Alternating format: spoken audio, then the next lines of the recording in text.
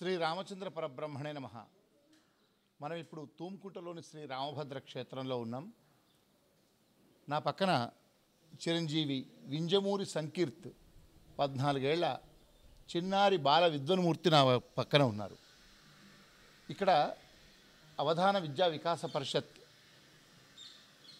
అనేటువంటి ఒక ధార్మిక స్వచ్ఛంద సారస్వత సేవా సంస్థ చిన్నపిల్లల్లో పద్య విద్య పట్ల అవధానాల పట్ల ఆసక్తిని పెంపొందించడం కోసం వారిలో అవధానాలు చేసే నేర్పును కలిగించడం, వారి చేత అవధానాలు చేయించడం, పద్యాలు రాయించడం, పద్యాల పట్ల అనురక్తి కలిగించడం, అదేవిధంగా ఛందస్సు, వ్యాకరణము, శాస్త్రాలు ఇంకా ఇతర సాహిత్య విషయాలన్నీ పిల్లలకు తెలియజేయడం కోసం ప్రతి వేసవిలో అవధాన శిక్షణ శిబిరాన్ని 7 రోజుల పాటు మా అన్నయ్య దత్తాత్రేయ శర్మ ఆధ్వర్యంలో నిర్వహిస్తూ ఉన్నారు. ఇది 4వ శిబిరం ఇక్కడ రామభద్ర క్షేత్రంలో నడుస్తుంది. గత సంవత్సరం కూడా ఇక్కడే 3వ వేసవి ఈ అవధాన శిక్షణా శిబిరం కూడా ఇక్కడే జరిగింది.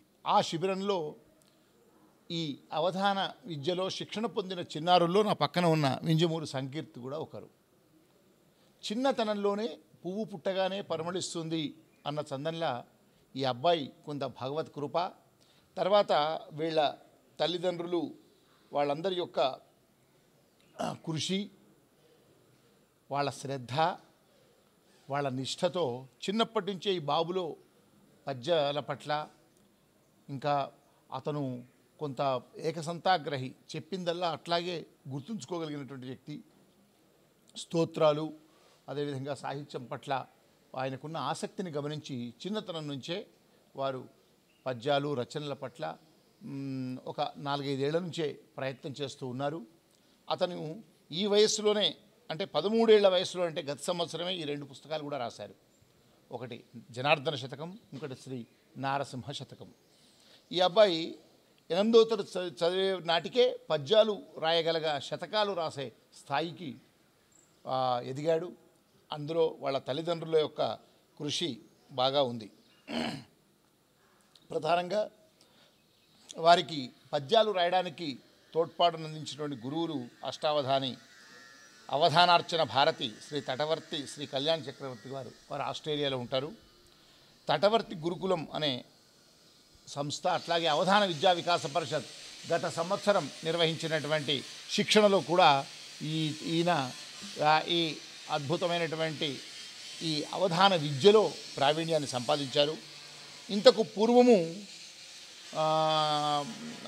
విజయదశమి రోజున గత సంవత్సరం, అంటే 2024 గత సంవత్సరం విజయదశమి రోజున ఈ మొదటి ప్రసార ఆన్లైన్ మాధ్యమం ద్వారా అవధానాన్ని నిర్వహించిన సంకీర్త్ ఈ సంవత్సరం ప్రత్యక్షంగా ఈ 4వ శిక్షణా శిబిరంలో అష్టావధానాన్ని నిన్న అద్భుతంగా నిర్వహించారు. ఇంత చిన్న పిల్లల్లో సాహిత్యము, పద్యరచన, అవధానాలు చేసే ఆ అద్భుతమైనటువంటి ఆ ప్రక్రియ దైవదత్తంగా అందడంతో పాటు అతని శ్రమ, కృషి, తల్లిదండ్రుల ప్రోత్సాహము ఇవన్నీ కలిపి ఇంత చిన్నతనంలోనే అవధానిగా ఎదగడం నిజంగా సుకృతం. ఎందరో బాలలకు, పిల్లలకు ప్రేరణ, మార్గదర్శనం కూడా చిరంజీవి సంకీర్త్ చిన్నపిల్లవాడైనా, బాబు నేను కొన్ని మంచి మాటలు, నీకు ఎలా ప్రేరణ జరిగింది, నువ్వు ఎలా ఎదిగావు అని మీరు కొన్ని విషయాలు తెలియజేయాలని అడగగానే అబ్బాయి అనేక విషయాలు చెప్పడానికి ముందుకు వచ్చాడు. నాన్న బాగున్నావు నాన్న? సంకీర్త్ నాన్న, ఇప్పుడు నువ్వు చిన్నవాడివైనా ఇప్పుడు నేను ఇంటర్వ్యూ చేస్తూ ఉన్నాను. ఎందుకంటే గత సంవత్సరం ఇక్కడ అద్భుతంగా నువ్వు పద్యాలు చదివి నాగమణి శర్మ గారి సమక్షంలో, ఇంకా పెద్దలందరి సమక్షంలో గత శిబిరంలో కూడా అందరి ప్రోత్సాహము, ఆశీస్సులు పొందావు. గత సంవత్సరం అవధానం కూడా చేశావు ఆన్లైన్లో. నిన్న ఈ 4వ శిబిరంలో కూడా అద్భుతమైనటువంటి అష్టావధానాన్ని చాలా బాగా నిర్వహించావు. ప్రత్యక్ష ప్రసారం ద్వారా అనేక మంది చూశారు. ధన్యవాదాలు తమ్ముడు సంకీర్త్. ఇప్పుడు నీకు ఈ చిన్నతనంలోనే ఈ పద్యరచన ఎలా అబ్బింది, పద్యాలు రాయన్న ఆసక్తి ఎలా కలిగింది, అసలు మీ తల్లిదండ్రులు, వాళ్ళ పేర్లు, వివరాలు, మీ గురువు గారు, అసలు ఈ ఇంత ఆసక్తి ఇంత చిన్నతనంలో ఎలా కలిగిందో కాస్త తెలియజేయండి. అందరికీ నమస్కారం. నా పేరు వింజమూరి సంకీర్త్. మా అమ్మ నాన్నల పేరు వింజమూరి భార్గవ మరియు వింజమూరి తేజస్వి. మా తాతయ్య గారికి పద్యాలంటే, తెలుగు సాహిత్యం అంటే నా చిన్నప్పటి నుంచి చాలా ఇష్టము. వారు నాకు పద్యాలని ఎంతో మక్కువతో నేర్పించేవారు. తర్వాత నేను కొంచెం పెద్దగా అయ్యేసరికి సాయిబాబా హారతిని నాకు నేర్పించగానే నేను 3 ఏళ్ళకే సాయిబాబా హారతిని మొత్తం పాడాను. అది చూసి మా అమ్మ వాళ్ళు నన్ను సంగీతం నాకు మా అమ్మ నాన్నలు భార్గవ వింజమూరి మరియు తేజస్వి వింజమూరి గారు నన్ను సంగీతంలో చేర్చాలని అనుకున్నారు. అప్పుడు నేను చాలామంది గురువులను సంప్రదించి చివరికి దాసరి శ్రీనందన్ గారి దగ్గర సంగీత శిక్షణను నేర్చుకున్నాను. నేను దాని తర్వాత వారు వరంగల్ నుంచి వచ్చి నా కోసం సంగీత శిక్షణను నేర్పించేవారు. దాని తర్వాత 2021కి నాకు రోజారమణి గారు అని మా అత్తగారు అవుతారు. వారు తటవర్తి గురుకులం అని ఒక మంచి సాహిత్య గురుకులంని పరిచయం చేశారు. అయితే అందులో మా గురుగారు తటవర్తి శ్రీకళ్యాణ చక్రవర్తి గారు నాకు అప్పుడే పరిచయం అయ్యారు. నేను ఒక్కసారి వారు ఒక పద్యం చెప్పారు. కూరిమి గల దినములలో నేరములెన్నడును గలుగ నేరవు మరియా, కూరిమి విరసంబైనను నేరములే తోచుచుండు నిక్కము సుమతి అనే పద్యం చెప్పగానే నేను దాన్ని ధారణ చేశాను అక్కడే. అప్పుడు నచ్చావు అబ్బాయి అని అన్నారు. దాని తర్వాత మా అమ్మకి చెప్పి వీనికి పద్యాలు నేర్పించాలి, మీరు ఒప్పుకుంటే నేను పద్యాలు నేర్పిస్తాను అని అంటే వారే స్వయంగా వచ్చి నేను పద్యాలు నేర్పిస్తానని అన్నారు. అప్పుడు మా అమ్మ నాన్నలు వారు ఒప్పుకున్నారు. అప్పటి నుంచి నేను తటవర్తి గురుకులంలో ఒక శిష్యుడిగా చేరాను. చేరంగానే తటవర్తి గురుకులం క్షాత్రసరణి అనే ఒక కార్యక్రమంని ఏర్పాటు చేశారు. అప్పుడు సైనికులకు వందనం చేస్తూ నేను అప్పుడప్పుడే పద్యాలు నేర్చుకుంటున్నప్పుడు ఆట వ్యవధిలో ఒక 10 పద్యాలు రాయమని గురువుగారు చెప్పినప్పుడు నేను 10 పద్యాలు ఆట వ్యవధిలో సైనికులకు వందనం చేస్తూ రాసి ఆ కార్యక్రమంలో పాడినప్పుడు అందరు పెద్దలు నన్ను ప్రశంసించారు, ప్రోత్సహించారు. దానివల్ల నాకు పద్యం మీద ఆసక్తి మరింత పెరిగింది. చెప్పగలవా ఆ సైనికుల పద్యాలు? చెప్తాను. ఒకటి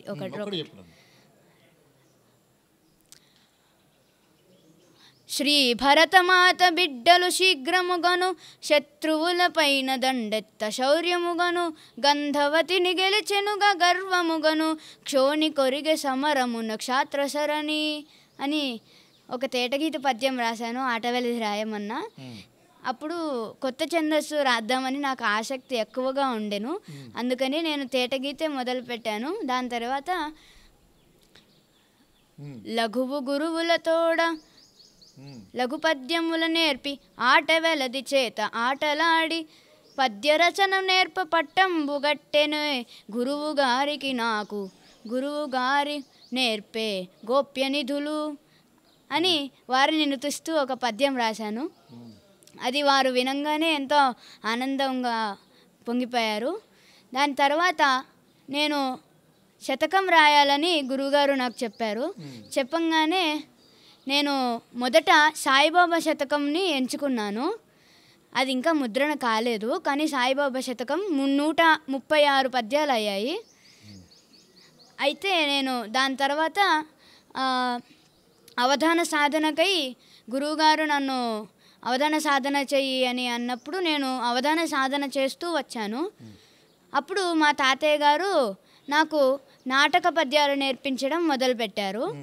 వారు నాటకంలో ప్రవీణ్యులు. వారు చిన్నప్పటి నుంచే కృష్ణరాయబారం మొదలైన వాటిల్లో కృష్ణుల్లా నటించారు. అందుకనే వారికి చిన్నప్పటి నుంచే తెలుగు పద్యాలు మరియు నాటకాలంటే చాలా ఇష్టము. వారు నాకు నాటకాలు పద్యాలు కొన్ని నేర్పించారు. జెండాపై కపిరాజు మొదలగు సీతమ్మ జాడమి చెవివేయమైతిమా నాటితో రామాయణంబు సున్నా సేతు బంధనము మాకు చేతగాదంటిమా యుద్ధంబులంకాబద్ధమగును మైరావణుని ప్రాణమర్మంబు తెలుపమా రావణుండిందాక రాజ్యమేలు నిశిరాత్రి వేళ సంజీవితేమైతిమా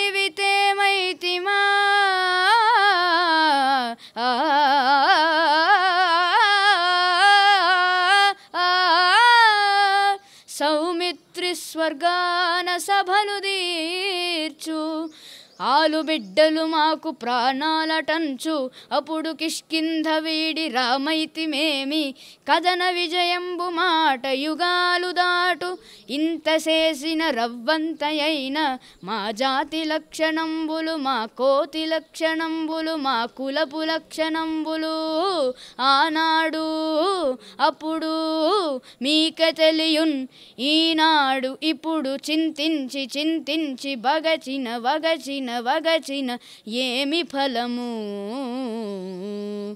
రమా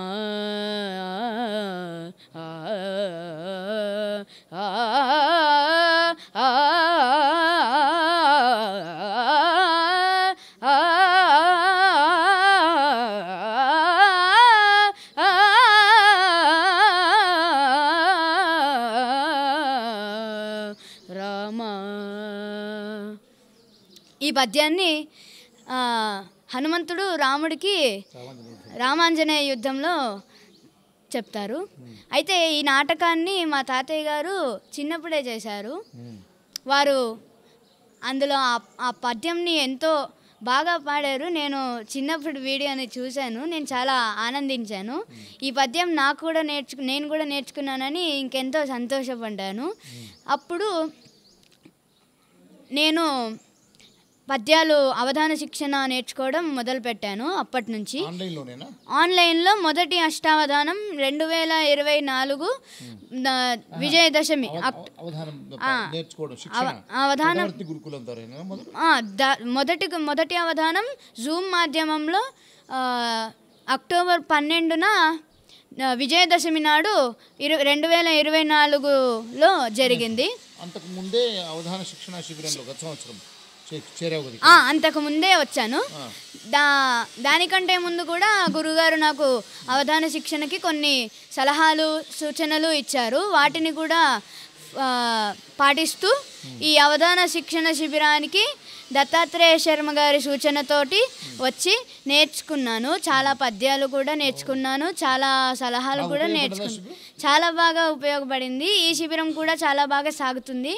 ఇంకో 2 రోజులైతే వీడ్కోలు చెప్పాల్సి ఉంటుంది. నాకు చాలా బాధగా అనిపిస్తుంది ఆ రోజు అవధానం 3వ శిబిరం కూడా అయిపోయేటప్పుడు కూడా నేను చాలామందికి బాధగా వెళ్ళిపోయాను. ఇంకా చాలా రోజులు ఉండే బాగుండేది అని అనిపించింది. అయితే అవధాన శిక్షణకి మళ్ళీ ఈరోజు వచ్చి ఈ 4వ శిబిరంకి వచ్చి ఇక్కడ ప్రత్యక్షావధానంని చేశాను. అది కూడా కొంచెం ఇంకా నేర్చుకోవాలి. నేను చాలా నేర్చుకోవాలి కాబట్టి ప్రత్యక్షావధానాన్ని చూసిన వారందరూ తప్పులేమన్నా ఉంటే మన్నించమని ప్రార్థన. నాన్న, ఇప్పుడు ఈ నారసింహ శతకం, జనార్దన శతకం ఎప్పుడు మొదలుపెట్టావు, ఎప్పుడు పూర్తి చేసావు? ఈ నరసింహ శతకం, జనార్దన శతకాన్ని సాయి శతకం తర్వాత ఇంకో నరసింహ శతకం మరియు జనార్దన శతకాన్ని సాయి శతకం తర్వాత ఇంకొక సంవత్సరం తర్వాత, అంటే సాయి శతకంని నేను 2021లో మొదలు పెట్టాను. అంటే జనార్దన శతకాన్ని 2023లో మొదట రాసింది జనార్దన శతకాన్ని. అప్పుడు జనార్దన ఉత్పల చంపకమాలలో రాయమన్నారు. నేను అప్పుడు ఆల్రెడీ క్రితం సరే నేను 3వ శిబిరంలో హర్షన్న నితినన్న వాళ్ళని సంప్రదించి వారి చేత కొన్ని పదాలలో సహాయం తీసుకొని ఈ శతకాన్ని రాశాను. దాని తర్వాత ఇంకొక శతకం రాయమన్నారు. గురుగారు నాకు చెప్పిన మాట ఏంటంటే, నువ్వు ఏ చందంలో అయితే పర్ఫెక్ట్ అవ్వాలనుకున్నావో ఆ చందం మీద ఒక శతకం రాయాలి అని చెప్పారు. దాని ప్రకారంగానే నేను ఉత్పల చంపకమాలల్లో నేర్చుకుందామని జనార్దన శతకాన్ని రాశాను. దాని తర్వాత కందం కూడా నేర్చుకుందామని నాకు లయ సరిగా రాకపోయేసరికి కందపద్యంలో శతకం రాయమని గురువుగారు సూచించారు. దాని ప్రకారంగానే ఈ శ్రీ నరసింహ శతకం రాశాను. ఇందులో ఒక పద్యం, అందులో ఒక పద్యం ఒకటి ఉంది, చూపించు ఫస్ట్. ఇది శ్రీ జనార్దన శతకం, శ్రీ నరసింహ శతకం. తప్పకుండా. జనార్దన శతకంలో వెన్నను నీవు తిన్నతరి వేడుక చూసెను దేవతావలుల్ కన్నులు చెమ్మగిల్లినవి కమ్మని లీలలు గుమ్మరించగన్ మన్నును తింటివాయనుచు మాత యశోద చిరాకు చెందగా వెన్నయు మన్ను ఒక్కటని విశ్వము చూపితివా జనార్దన.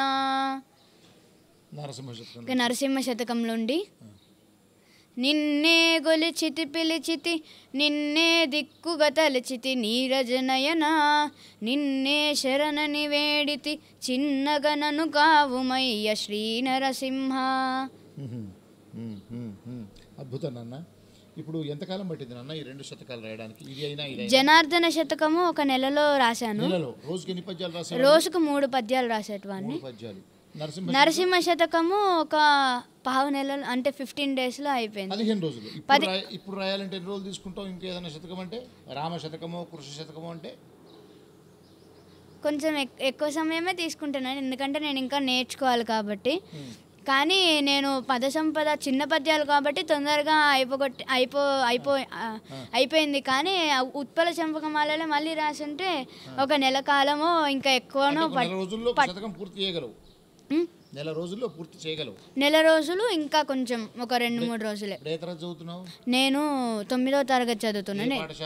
సిస్టర్ నివేదిత పాఠశాల అమీర్పేట్లో. అది ఆంగ్ల మాధ్యమమేనా? ఆంగ్ల మాధ్యమం. అటు అది చదువుతూ ఇటు తెలుగు 2 ఎట్లా నీకు టైం ఎలా సరిపోతుంది? సమయం రెండింటికి ఎలా కేటాయించుకుంటున్నావు? నేను ఒక రోజుకి ఒక టైం టేబుల్ పెట్టుకుంటాను.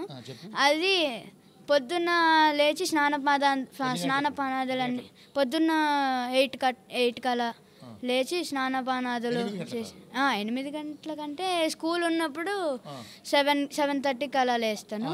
లేచి 8:15కి స్కూల్ ఉంటుంది. అప్పుడు 7:30కి ఇలా లేచి స్నానపానాదులని చేసి బడికి వెళ్ళి మళ్ళీ 3:30కి అలా వచ్చి మొదలు అవధాన శిక్షణ కోసం కొన్ని పద్యాలు రాసి కొన్ని పుస్తకాలు చదువుతాను. దాని తర్వాత సంగీత శిక్షణ ఒక అరగంట సేపు, అవధాన శిక్షణ ఒక అరగంట సేపు చేస్తాను. దాని తర్వాత మిగతాదంతా చదువుకు కేటాయిస్తాను. అలా అంటే ఈ చదువు ఎప్పుడు ఈ పద్య రచన ఇవి 2 సమాయంగా జరుగుతుంటాయి. గంట కో-కరిక్యులర్ యాక్టివిటీస్కి, గంట చదువుకి. ఇప్పుడు పద్యాలు రాయడము చాలా కష్టం కదా, మేము అనుకుంటాం. చాలా ఒక్క పద్యం రాయాలంటేనే కష్టం. ఇలా 100 శతకాలు రాయడం కానీ, నిన్న అవధానం చేయడం కానీ ఎలా అభ్యందంటావు? ఎలా నీ కష్టపడ్డ తీరేంటి? మా తాతయ్య గారికి పద్యాలు ఇష్టం, మా నాన్నగారికి సంగీతం. నీకెలా సాధన జరిగిందంటున్నా? నాకు అవధాన విద్యా వికాస పరిషత్ వల్ల మరియు తటవర్తి గురుకులం ద్వారా ఎక్కువ సాధన జరిగింది. వాటితోటే నేను ఈ అవధానాన్ని నిన్న చేయగలిగాను. తటవర్తి గురుకులం లేకపోయింటే నాకు పద్య విద్య రాకపోయేది. అవధాన విద్యా వికాస పరిషత్ లేకపోయింటే నాకు అవధానం రాకపోయేది. అంటే అవధానం చేయాలంటే ఎలా ఉండాలి, ఎలా కష్టపడాలి? కష్టపడనేం అవసరం లేదు, అవధాన విద్యా వికాస పరిషత్ ఉంటే చాలు. అంతేనా? నువ్వు ఎట్లా కష్టపడ్డావు చెప్పు. ఒక అవధానం చేయడానికి నేను చేసావుగా, డైరెక్ట్గా ప్రత్యక్షంగా అవధానం జరిగిందిగా ఇక్కడ. అంటే ఎలా దానికి ఏ విధంగా నువ్వు ప్రిపేర్ అయినా ఉంటుంది సన్నాహం? నేను నిఘంటువులను ఎక్కువ చదివేవాడిని ఇంట్లో. ఏమేమి నిఘంటువులు? జిఎన్ రెడ్డి నిఘంటువు ఒకటి చదివేవాడిని, మళ్ళీ ధనంజయ నిఘంటువు చదివేవాడిని. దానివల్ల నాకు పర్యాయ పదాలు ఎక్కువ వచ్చాయి కాబట్టి శబ్ద సంపద కొంచెం పెరిగింది. నేను ఇంకా చాలా నేర్చుకోవాలి కాబట్టి కొంచెం శబ్ద సంపద పెరిగినందువల్ల అవధానానికి నేను సిద్ధమని దత్తాత్రేయ గారితో చెప్పంగానే నీకు 4వ శిక్షణ శిబిరంలో అవధానం చేపిస్తాను తప్పకుండా అని అన్నారు. దాని ప్రకారంగానే నిన్న నా ప్రథమ ప్రత్యక్ష అష్టావధానం జరిగింది. అయితే ఇక్కడ ఒక యాదృచ్ఛికం ఏంటంటే నా పుట్టినరోజు వచ్చేసి జూన్ 12వ తారీఖు, నా ప్రథమ అష్టావధానం వచ్చేసి అక్టోబర్ 12వ తారీఖు, నా ప్రథమ శతకావిష్కరణ వచ్చేసి జనవరి 12వ తారీఖు, నా రెండవ అష్టావధానం జూమ్ మాధ్యమంలో ఏప్రిల్ 12వ తారీఖు, నిన్న మొదటి ప్రత్యక్షావధానం మే 12వ తారీఖు జరిగిన. సరే, త్వరలో 12 అవధానాలు కూడా, ఎందుకంటే నేను మొదటి అవధానం చేసేటప్పుడు 12 వర్షప్రాయుడు. ఇప్పుడు 12 వర్షప్రాయుడివి, అతి త్వరలో 12 అష్టావధానాలు కూడా చేయాలని కోరుకుంటున్నాం. 12 శతకాలు కూడా పూర్తి చేయాలని కోరుకుంటున్నాం. తప్పకుండా అవధాన విద్యా వికాస్ పరిషత్ మరియు తటవర్తి గురుకులం వారి స్ఫూర్తి మరియు సలహాలతో తప్పకుండా రాస్తాం. ఇంకా నాన్న, ఇప్పుడు ఎవరైనా ఇలాంటి పిల్లలు ఇలా అవధానాలు పద్య విద్య నేర్చుకోవాలంటే ఎలా కష్టపడాలో చెప్పేసి అవధానం విధంగా ఏర్పాటు చేసుకోవాలి. తటవర్తి గురుకులం మరియు అవధాన విద్యా వికాస్ పరిషత్ చాలా మంచి గురుకులాలు. వాటి దగ్గరికి వచ్చి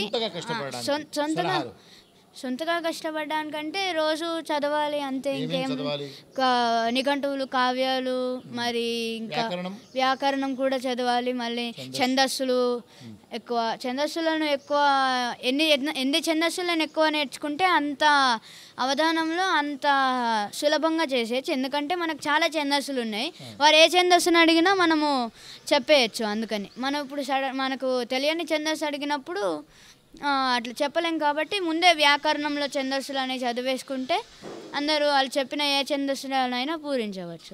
అలా అని నిఘంటువులు, మరి కావ్యాలు, మళ్ళీ వ్యాకరణ పుస్తకం మరియు దానిలో ఛందస్సులు అన్నీ నేర్చుకుంటే అవధానాన్ని చాలా సులువుగా చేయొచ్చు అని నేను అనుకుంటున్నాను. ఇప్పుడు నీకు నచ్చిన పద్యంలో ఒక పద్యం చదువు. నీకు చాలా నచ్చిన పద్యాలు, మీకు బాగా నచ్చిన పద్యం నువ్వు రాసిన మాటలలో. నిన్నటి అష్టావధానం అయినా పర్వాలేదు, నీకు నచ్చింది చెప్పండి. నేను నా ప్రథమ అష్టావధానంలో శార్దూలంలో గణపతిని మొక్కుతూ ఒక పద్యం రాశాను. అది నాకు ఇష్టమైన పద్యం. చెప్పు, ఆలపించు. శ్రీ విఘ్నేశ్వర పాహి పాహి అనగా శీఘ్రముగా భూమికిన్ రావయ్యా సువధానమందు దరికిన్ రంజింపనీరాకనే దేవీ పుత్ర గజానన శివసుత తేజోమయ కావరా సేవల్ చేసెద నీకు నేను సతమున్ నీ చెంతన్ సదా భృత్యునై. చాలా సంతోషం నాన్న. చూశారు కదా వింజమూరి సంకీర్త్ అవధాన యొక్క ప్రస్థానం. చిన్న పిల్లాడే, అంటే 13 ఏళ్ల ప్రాయంలోనే శతకాలు రాయడంతో పాటు 13 ఏళ్లకే ఆన్లైన్ మాధ్యమంగా అవధానం, 14 ఏళ్లలో ప్రత్యక్ష అవధానం ఈ అవధాన విద్యా వికాస పరిషత్తులో. ఇలా ఇంకా 5-6 విద్యార్థులు కూడా ఇలాంటి చిన్నారులు ఈ అవధాన విద్యా వికాస పరిషత్ ద్వారా ఈ ప్రపంచానికి, సాహిత్య లోకానికి పరిచయం అయ్యారు. ఇప్పుడు దత్తాత్రేయ శర్మ గారు, ఒకసారి ఎలా సాధ్యమవుతుంది ఇంత చిన్న పిల్లలకు ఈ అవధానాలు నేర్పించడం కానీ, అవధానాలు తయారు చేయడం? అవధానులు ఎవరు తయారు చేయరు. జన్మగతమైన సంస్కారం ఉంటే ఆ జన్మగతమైన సంస్కారానికి ఈ పద్య రచన నైపుణ్యం ఒకవేళ కలిగిస్తే, ఆ పద్య రచనలో అభిమానం కనుక పెరిగితే పద్యం సులభంగా పట్టుబడుతుంది. పిల్లలకున్న ప్రత్యేకత ఏమిటంటే పద్యం సులభంగా రాయగలుగుతారు. ఎందుకంటే అది లయాత్మకంగా ఉంటుంది కనుక, ఛందస్సులో ఉంటుంది కనుక. ఆ పద్య లయను ఏర్పాటు చేస్తే పిల్లలు ఆ పద్య లయను పట్టుకుంటారు. తర్వాత పద్యానికి ఉన్న మరొక ప్రత్యేకత ఏమిటంటే అది ధారణాశక్తికి నిలుస్తుంది. ధారణ అంటే జ్ఞాపక శక్తి. ధారణ నిపుణులు వట్టువులు ధారణ నిపుణులు కనుక, అంటే చిన్నపిల్లలు ధారణ కలిగిన వాళ్ళు కనుక, వాళ్ళ ధారణాశక్తి గొప్పగా ఉంటుంది కనుక ఒక్కసారి వింటే అది పట్టేస్తారు. ఆ లయ చిన్నప్పటి నుంచి వాళ్లకు అందిస్తే తప్పకుండా వాళ్ళు పద్యం పట్ల ఆసక్తి కలిగి ఉంటారు. దాని తర్వాత ఎట్టి పరిస్థితుల్లో పుడుతూనే ఎవరు మేధావులు గారు, పుడుతూనే ఎవరు విద్వాంసులు కాలేరు. కానీ నిరంతరం అధ్యయనం చేస్తే, అభ్యాసం చేస్తే అవధానం చేయడం పెద్ద కష్టమైన పనేం కాదు. చిన్నప్పుడు అమ్మ పాడే జోలపాట హాయిగా నిద్రపుచ్చుతుంది శిశువును. ఎందుకంటే తెలియకుండానే ఒక అంతర్లయ వాళ్ళ హృదయంలో ఉంటుంది. అది విని విని విని అలవాటైన తర్వాత అది ఎప్పుడు విన్నా కూడా ఆ రకమైనటువంటి ఆ ట్రాన్స్లోకి వెళ్ళిపోతారు. అలాగే పద్యం కూడా అంతే. ఆ పద్యం చెప్పే విధంగా చెప్తే తప్పకుండా హృదయాలకు నాటుకొని చిన్నతనం నుంచే ఆ పద్యాన్ని ధారణ చేసే శక్తి పిల్లల్లో పెరుగుతుంది. ఇప్పుడు ఈ అవధాన విద్యా వికాస్ 4 సంవత్సరాల శిబిరాల్లో అనేక మంది అవధానాలు తయారయ్యారు. సంకీర్తిలో ఎట్లా గమనించారు ఆ కృష్ణ సంకీర్తిలో ఉన్న ప్రత్యేకత ఏంటంటే వాళ్ళ అమ్మా నాన్నలు ఆ పిల్లవాడిని చాలా శ్రద్ధగా అంటే ఈ పద్యాల వైపు మళ్ళేటట్టుగా పెంచారు. తర్వాత భార్గవ తేజస్వి దంపతులు. ఆయన భార్గవ సాఫ్ట్వేర్ ఇంజనీరు, ఆ తల్లి తేజస్వి చిన్నప్పటి నుంచి కూడా మంచి సాంప్రదాయకమైన కుటుంబం నుంచి వచ్చిన ఇద్దరు కూడా భార్యాభర్తలు ఇద్దరు కూడా సాంప్రదాయకమైన కుటుంబం నుంచి వచ్చిన వాళ్ళు కనుక వాళ్లకు ఈ పద్య గంధం వాళ్ళ రక్తంలోనే ఉంది. తర్వాత ఆ పిల్లవాడిని చెప్తున్నట్టు వింటూ జ్ఞాపకం చేసుకుంటూ ఉండడం అది ఒక అదనపు అర్హత అయింది పిల్లవాడికి. అలా అయిన తర్వాత ఆయనకు ఈ జ్ఞాపక శక్తి బాగా ఉంది కనుక ఈ పిల్లవాడిని పద్యాలు నేర్పిద్దామని అనుకున్నారు. వాళ్ళకు అనుకోకుండా ఆస్ట్రేలియాలో ఉన్న తటవర్తి కళ్యాణ చక్రవర్తి అనే ఒక గురువు దొరికాడు. ఆ గురువు దగ్గర పెట్టారు. వారికి ఏమిటంటే చిన్నపిల్లల్ని పద్యంలోకి మళ్ళించడం, వారితో అవధానాలు చేయించడం వారికి సరదా. అలా చేస్తున్న సమయంలో ఈ పిల్లవాడిని శక్తిని చూసి ఆయన గమనించి ఈ పిల్లవాడికి అవధానానికి సంబంధించిన అన్ని అంశాలు చెప్పడం మొదలుపెట్టారు. ఆ తర్వాత పోయిన శిబిరంలో అంటే 2024లో ఇదే క్షేత్రంలో మే నెలలో జరిగిన ఆ శిబిరంలో 7 రోజుల పాటు పాల్గొని తన అద్భుత ప్రతిభతో అందరిని ఆశ్చర్యపరిచి అవధానం తప్పకుండా చేయగలనేటువంటి ఒక ఆత్మవిశ్వాసాన్ని ఈ శిబిరం అతను కలిగించింది. వెంటనే ఆన్లైన్లో ఒక అవధానం తటవర్తి గురుకులం నుంచి జరిగింది. అక్కడ అవధానం చేశాడు. ఆ తర్వాత మరొక అవధానం కూడా ఆన్లైన్లోనే చేశాడు. కానీ ప్రత్యక్ష అవధానం చేసేందుకు సరిపడినటువంటి డిక్షన్ అంటే పద సంపద ఆయన దగ్గర లేదు. ఈ పద సంపద పెంచుకోవడానికి కష్టపడ్డాడు. ఈలోగా సాధన కోసమని 2 శతకాలు రాశాడు. ఆ 2 శతకాలు కూడా మామూలుగా లేవు. పండిత ప్రకాండులైనటువంటి చింతా రామకృష్ణారావు లాంటి వాళ్ళ మన్నలు పొందాయి. వాళ్ళ గురువు గారు చాలా సంస్కరించారు. అలాగే హర్ష అని ఒక అవధాని, మన దగ్గర తయారైన అవధాని బాగా ప్రోత్సహించాడు. బాణావతి నితిన్ అనే అబ్బాయి కూడా బాగా సహకరించాడు. తర్వాత మేమందరం ఉన్నాం వెంట. ఈ శతకాలు చాలా గొప్పగా వచ్చాయి. 2 శతకాలు కూడా ఒక పరిణత కవి రాస్తే ఎట్లా ఉంటాయో అలాంటి శతకాలు రాశాడు. ఆ శతకాలు రాయడం వల్ల పద్య నిర్మాణ శైలి అలాగే పద్యాన్ని ఆశువుగా చెప్పగలిగిన శక్తి వచ్చింది. శిబిరంలో ఇచ్చినటువంటి ప్రోత్సాహం ఆమ్దాల మురళి, బులుసు అపర్ణ గారి లాంటి వాళ్ళ దగ్గర శిక్షణ తీసుకోవడం బాగా ఉపకరించింది. ఇవన్నీ కలిపి అవధానం చేయగలిగినటువంటి ఆత్మవిశ్వాసం అతనికి వచ్చి అవధానం చేశాడు. పోయినసారి అంటే అప్పటి వయసు మరీ ముక్కుపచ్చలాని వయసు కనుక పోయిన సంవత్సరం కంటే ఈ సంవత్సరం కొంచెం మెరుగుపడి ఈ సంవత్సరం ప్రత్యక్షంగా అవధానం చేస్తానని మొదటి నుంచే సిద్ధమవుతున్నాడు. పరీక్షలు అయ్యే వరకు మేము ఆగాం. పరీక్షలు అయిపోయిన తర్వాత ఈ శిబిరంలో ఆయన 3-4 రోజులు వరుసగా ప్రతిరోజు సాధన చేసి నిన్ననే అద్భుతంగా అవధానం చేశాడు. అవధానం కూడా పండితులందరూ మెచ్చుకున్నట్టుగా చేశాడు. అవధాన విద్యా వికాస పరిషత్తు వ్యవస్థాపకులుగా ఈ 4 సంవత్సరాల శిబిరాలు నిర్వహిస్తున్నాడుగా, ఇలాంటి పిల్లలు పైకి రావాలంటే తల్లిదండ్రులకు ఇచ్చే సలహా? తల్లిదండ్రులు తప్పకుండా మన సంస్కృతి సంప్రదాయాల వైపు పిల్లలు మళ్లించాలి. మొట్టమొదటిది, ఇవాళ తెలుగు రాదు అని చెప్పుకోవడమే గర్వంగా ఉంది తల్లిదండ్రులకు. అలా కాకుండా మాతృభాష చాలా సులభంగా ఉంటబడుతుంది. మనం అనాయాసంగా మాతృభాషను నేర్చుకోవచ్చు, అధ్యయనం చేయవచ్చు. బడులు ప్రోత్సహించాలి, తల్లిదండ్రులు ప్రోత్సహించాలి. మాతృభాష తప్పకుండా రావాలి, తప్పులు లేకుండా రాయడం. ఇప్పుడు ఏ భావమైనా సరే ఏ భాషలో నేర్చుకున్నా కూడా ముందు హృదయంలో ప్రతిబింబితమయ్యేది మాతృభాషనే కదా. అందుకని ముందు మాతృభాష. ఇప్పుడు దీన్ని వాల్ అని అంటే వాల్ అనే మాటను తెలుగులో చిన్నప్పుడు విన్న గోడనే మనసులో ముద్రింపబడి గోడనే వాల్ అంటారని తెలుసుకుంటాడు తప్ప డైరెక్ట్గా వాల్ అన్నది అతని హృదయంలో ముద్రితమై ఉండదు. కనుక మాతృభాషనే. రామచిలుకకు ఎన్ని పలుకులు వేరే పలుకులు నేర్పినా, రామరామ అనడం నేర్పినా దాని గొంతును ఇంకేదో పక్షి వచ్చి పట్టుకున్నప్పుడు కిచికిచి అంటుందే తప్ప రామరామ అనదు. అంటే పరాయి భాష ఎప్పటికీ పరాయి భాషనే.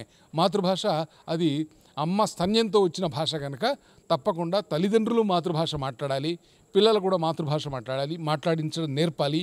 మాతృభాషలో తప్పు లేకుండా రాయడం నేర్పాలి. ఇవన్నీ తర్వాతి స్థితి పద్యం. చిన్నప్పుడు పాఠశాల మా వాచకాలలో 1వ తరగతి నుంచి శతక పద్యాలు ప్రారంభమయ్యేవి. కానీ ఇవాళ పరిస్థితి అట్లా లేదు. పద్యాలను దూరం పెట్టడం ప్రారంభం చేశారు. విద్యా వ్యవస్థలో కూడా చాలా లోపాలు ఉన్నాయి. కనుక ఈ పిల్లలకు ఒకవేళ లయాత్మకమైన ఈ పద్యాల ధారణ ఇవి కావాలి అని అంటే ఇట్లాంటి సంస్థలను ఆశ్రయించాల్సిందే. తల్లిదండ్రులు మంచి గురువులను ఆశ్రయించాల్సిందే. వాళ్ళ పిల్లలకు అట్లా నేర్పించి పద్యాలు నేర్పించాలని కోరిక తల్లిదండ్రులకు ఉంటే తప్పకుండా తయారవుతారు. ధన్యవాదాలు దత్తాత్రేయ శర్మ గారికి. అవధాన విద్య విజయతే తరాం. శ్రీ వెంజమూరి సంకీర్త్ చిన్నతనంలోనే అవధానం నిన్న ప్రత్యక్షంగా ఈ శిబిరంలో రామభద్ర క్షేత్రంలో నిర్వహించిన ఆ సందర్భం ప్రపంచవ్యాప్తంగా చాలామంది చూసి ప్రశంసిస్తున్నారు. ఇలాంటి విద్యార్థులు ఇంకెంతోమంది అవధాన విద్యా వికాస పరిషత్ ద్వారా ఇంకా భవిష్యత్తు తరాలకు సాహిత్య లోకానికి పరిచయం కావాలని, ప్రధానంగా వాళ్ళ అమ్మ నాన్నలైన వింజమూరి భార్గవ, వింజమూరి తేజస్విలకు కృషికి మిగతా తల్లిదండ్రులు కూడా మార్గదర్శకం కావాలని వీలైతే సంకీర్తి ఇంటికి వచ్చి ఆ అబ్బాయి యొక్క సాహిత్య తృష్ణను తెలుసుకునే విధంగా ఉండాలని. ఇంకొక మాట చెప్పడం మర్చాను. సంకీర్తి చేసిన గొప్ప పని ఏమిటంటే ప్రాచీన కవుల అవధానాలన్నీ కూడా జాగ్రత్తగా ఆయన యూట్యూబ్లో తర్వాత ఇతరత్ర చదివాడు. తర్వాత మా బోటి పెద్దల దగ్గర చాలామంది దగ్గర నుంచి పుస్తకాలు సేకరించి ఉదాహరణకు రాపాక ఏకాంబరాచార్యుల వారి అవధాన విద్యా సర్వస్వం ఆయనకి ఇచ్చాను. అందులో దాదాపు ఒక 500-600 మంది అవధానాల పద్యాలన్నీ ఉన్నాయి. ఆ పద్యాలన్నీ చూశాడు. ప్రతిరోజు ఒక దత్తపదో ఒక సమస్యనో అది పూరించకుండా ఊరుకోలేదు. అంటే ఈ నిరంతరమైన సాధన లేకపోతే అవధానిగా ఎవరూ రాణించలేరు. ఒకవేళ పై మెరుగులకు ఒకసారి అవధానం చేసి ఊరుకున్నా కూడా అది లోకంలో నిలబడడు. ఈ సాధన ఇలాగే కొనసాగాలి. దీంతోపాటు శబ్ద ప్రభుత్వం కలిగి ఉండాలి. బాగా మంచి డిక్షన్ రావాలి. వస్తే తప్పకుండా భవిష్యత్తులో గొప్ప అవధానం అవుతాడు. సంతోషం. మనం ఒక పద్యంతో ముగిద్దాం. మంచి నీకు నచ్చిన పద్యం రాగాల ప్రాంతం.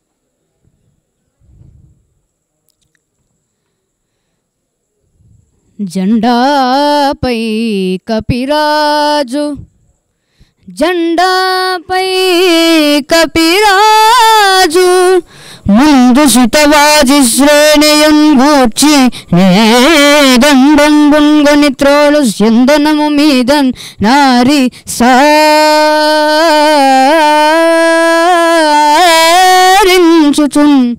గాండీవము ధరించి ఫల్గునుడు మూకల్ చండుచున్నప్పుడు ఒక్కండును నీ మురాలకింపడు.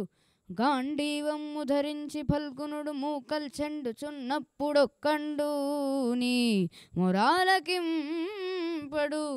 కురుక్ష్మానాథ సంధింపగన్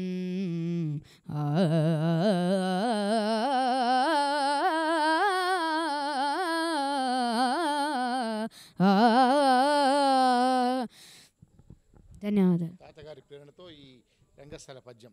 ధన్యవాదాలండి. అందరికీ నమస్కారం.